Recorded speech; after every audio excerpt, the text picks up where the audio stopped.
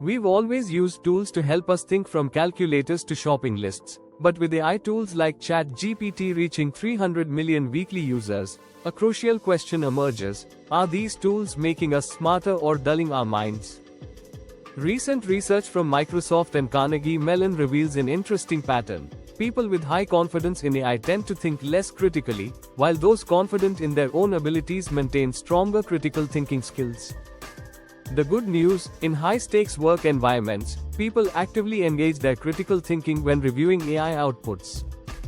They verify, edit, and ensure quality, suggesting AI doesn't harm critical thinking if you have those skills to begin with. True critical thinking involves challenging assumptions, evaluating different perspectives, systematic reasoning, collaborative testing of ideas. The key takeaway: like chalk helped us with math, AI might enhance our critical thinking, but only if we develop these skills first.